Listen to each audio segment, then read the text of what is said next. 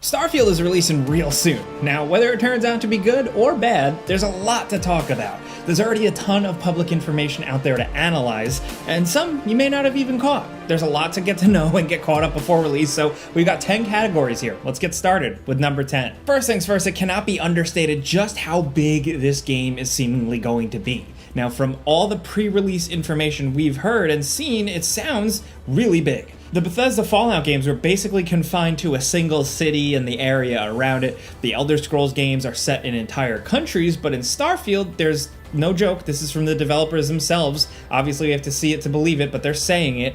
Approximately 1,000 planets across about 100 solar systems. It's not a full galaxy, but it might as well be. That's an enormous amount of space, and there's going to be a lot to do in most of it. The main quest line is apparently going to be long all by itself. Bethesda estimates it's around 30 to 40 hours, which is way longer than any of their other main game quests, which, taken on their own, are actually quite short. It's everything else that usually makes their other games so long. So that doesn't sound like it'll be the case here. Even if you just stick to the main quest and avoid everything else, you'll probably still get your money's worth if that number is actually accurate. The main story is about the quest to find these mysterious artifacts with the help of a group called Constellation, who are explorers and adventurers. The game is definitely going for a kind of classic pulp sci-fi vibe with its story and setting. It's a kitchen sink approach to sci-fi, which will let Bethesda do pretty much whatever they want in this new sandbox, I guess. Now, we know that there will be 4 major settlements. New Atlantis, the capital of the United Colonies and the biggest city Bethesda apparently has ever built.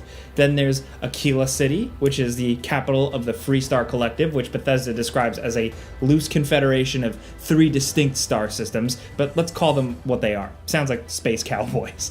The third city we know about is called Neon. It's a cyberpunk-inspired city of vice, which is a stark contrast to how welcoming and nice the other 2 main cities seemingly are. Now, there's a lot more besides that, and there's going to be a ton of minor settlements too.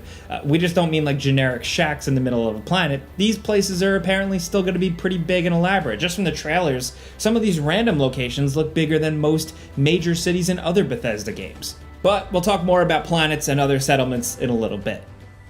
Now, next over at number 9, it shouldn't be a surprise that space travel is a big part of Starfield, but what has constantly surprised us is just how in-depth and complex your specific spaceship can be. This isn't just like a 3D model you look at during loading screens between planets. You can actually pilot your ship somewhat, get into dogfights, travel between systems, scan, and it's all here. Now, of course, the main thing is still the regular on-foot combat that looks very reminiscent of Fallout 4, but in space, things play out very differently. According to the developers, ship combat is intentionally slow-paced and deliberate. Like, these won't be big Star Wars-esque shootouts. It's going to feel different. That doesn't mean it's basic, though. To use weapons, shields, and your engine, you need to allocate power. There's a limited supply, so you'll have to be selective on what you want to send power to, which is very reminiscent of the game Faster Than Light. So there's an element of strategy here where you need to power up or down certain systems to deal with specific situations.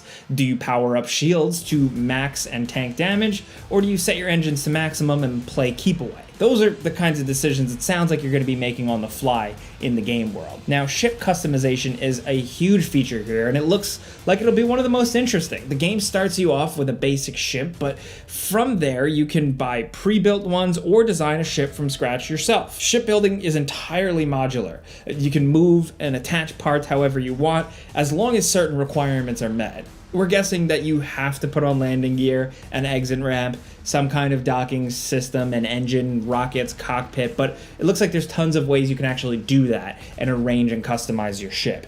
Now, unfortunately, there are some downsides to ships that bring Starfield back to reality. You don't seamlessly transition from the outside of your ship to the inside, and landing on planets is a cutscene rather than something you can do in-game, which is kind of disappointing. But it's good to know that Bethesda is trying to avoid setting up unreasonable expectations here. At least they've been upfront. Now, space isn't just a place where you fight and go to planets. You can also hail other ships and engage in acts of piracy, among other things. Also, you're not flying alone. Along with 20 named companions you can get, there are also crew member NPCs you can hire as part of your crew, who have unique stats and skills which can augment your own. So if you're not a very good pilot, you can hire an NPC that's an expert pilot to help improve your ship combat abilities. The feature that we're most interested in, of course, as we've said, is the ship customization, though. It looks surprisingly complex, even for a Bethesda game after base building of Fallout 4. So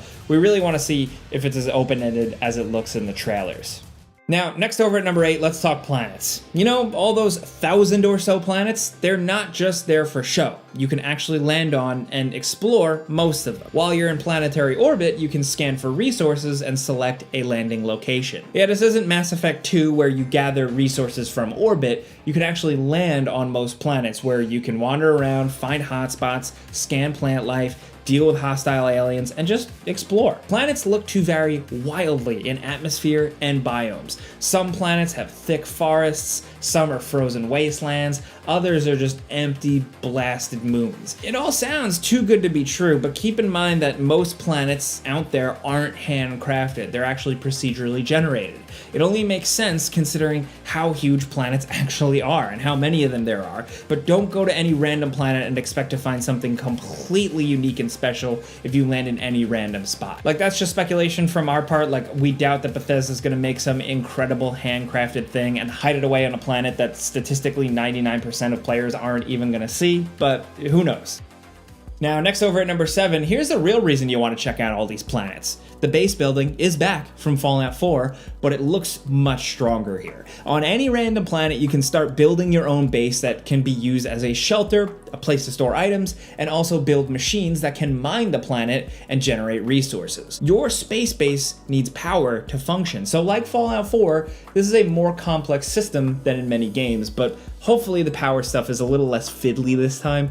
One very cool new feature is that you can go into an isometric view when base building to make it easy to snap parts together. This looks great and should make it so much easier to build the large parts of your base. Just from being able to see it in relation to the environment is a big help. Now, like your ship, NPCs can also be hired here to staff your bases and run them for you, sort of like the settlement system from Fallout. In many ways, the base building looks like a continuation of the ideas in their other games, but it looks like it'll be even better here. Oh yeah, and if base building isn't your thing, then you can still buy houses in this game. The major cities all sound like they have places to buy where you can rest and store your loot. Some of them even have quests connected with them, so there's even more of an incentive to buy houses. So it sounds like if you're trying to live out your life in the game, Bethesda will accommodate you.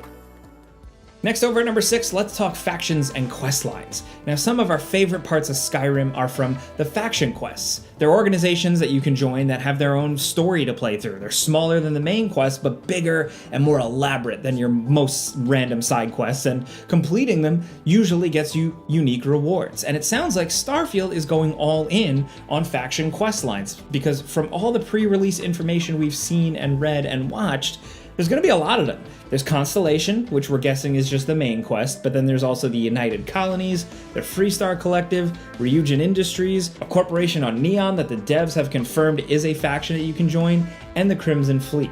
Now, the Crimson Fleet sounds especially interesting, as they're a gang of space pirates that are a major enemy group. We're not sure if Bethesda has straight up said that you can join them, but they have revealed that you can infiltrate a faction on the orders from another, and that you can ultimately decide which side to betray, which sounds a lot like you're infiltrating the Crimson Fleet, but that's speculation for us.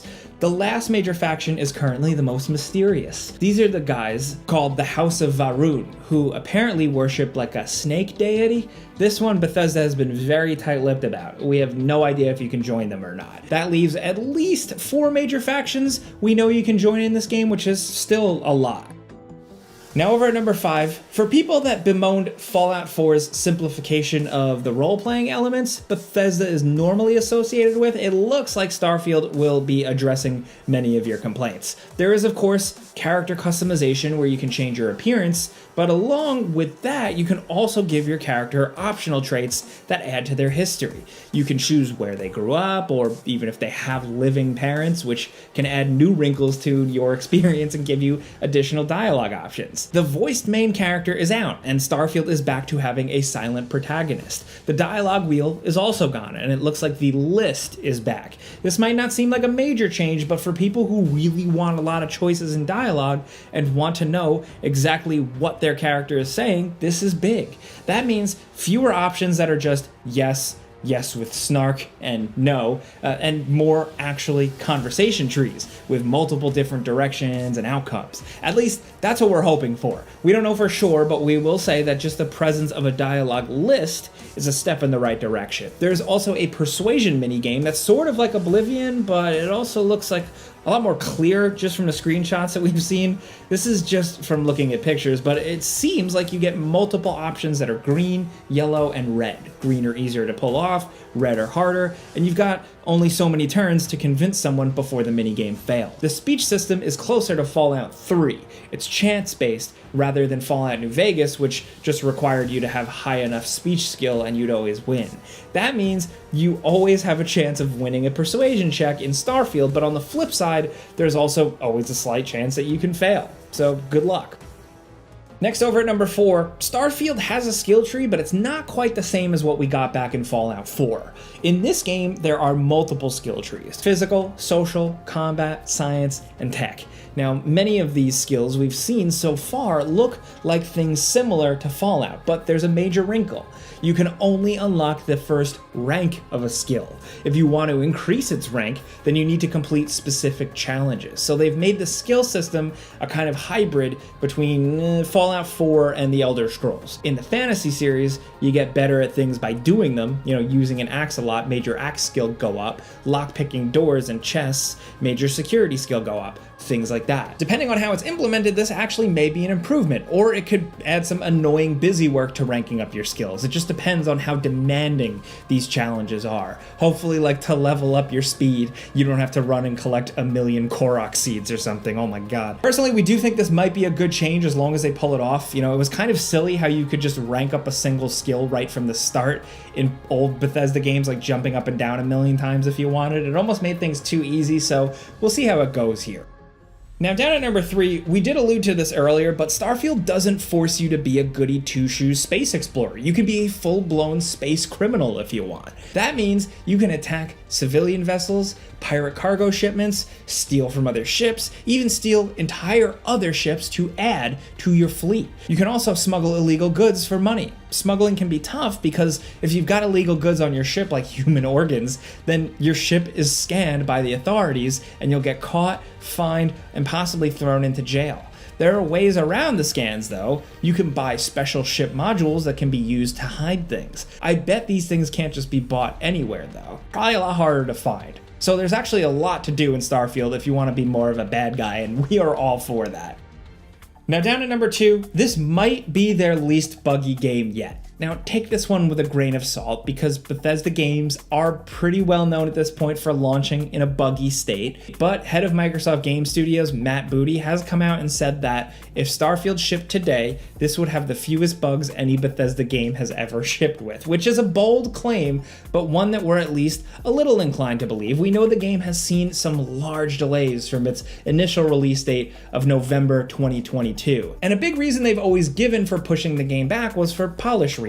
Now that Bethesda is owned by Microsoft and is now an Xbox console exclusive, there's even more pressure on the game to not only be good, but to break the stigma that Bethesda games are buggy. Yeah, we know. Todd Howard also said that Fallout 76 just works, and that game was a pretty rough mess for a while. It doesn't just work. But in this case, we're at the very least just hoping Starfield will be better. We don't think it'll be perfect, but hopefully it's not a disaster. I know we're probably gonna have to eat these words when it finally launches, but we're just hoping for the best. The more games that release in a good state, the better. Now down to number 1, some housekeeping and all that stuff you gotta know. Starfield is almost upon us and the game is releasing September 6th for Xbox Series X and S and PC through the Microsoft Store and Steam. Microsoft is real serious about this one. It's going to be on Game Pass day 1, which is big. We've gotten a lot of exclusives on Game Pass before, but nothing as big as Starfield. And we're not just talking big in terms of hype, we're talking size. It's 139.84 gigs, so be sure to clear up some space on your hard drive because you're gonna need it. Now, September 6th may be the real release date, but for people who buy the premium edition, you get early access to the game and can start playing it 5 days earlier than everyone else on September 1st. We'll leave it up to you to do the cost-benefit analysis on that one. Everybody's different, but that's everything you really need to know, everything to get caught up on. But we got a bonus one for you. We wanted to highlight that power at the end of the gameplay deep dive video in that official gameplay deep dive trailer thing. You can look it up on YouTube at 41 minutes, 43 seconds. What was that? It looks like you hold up your hand and cause all the enemies to start floating, or like, are there special powers to unlock in this game? Do you get some kind of space magic as part of the main quest? We don't know what's going on, but it seems like a cool tease and we knew we had to mention it. Maybe they'll bring back Fusro-Da, but in space. Who knows, but that's everything you need to know about Starfield before you get your hands on it, or before release, whatever. Be sure to keep your eyes peeled for a before you buy video, because we will be coming out with one. We will be playing the game, showing you guys gameplay, letting you know what we think. But for now, this is all the public info you gotta know. So let us know what you think about this game. What are your expectations? What are your hopes and dreams? Have you written off Bethesda? Do you love Bethesda? Let's talk anything down in the comments. If you like this video and maybe learned something, clicking the like button helps us out. Thank you. And subscribe if you're new, because we put out videos every single day. But as always, thanks for watching, and we'll see you guys next time.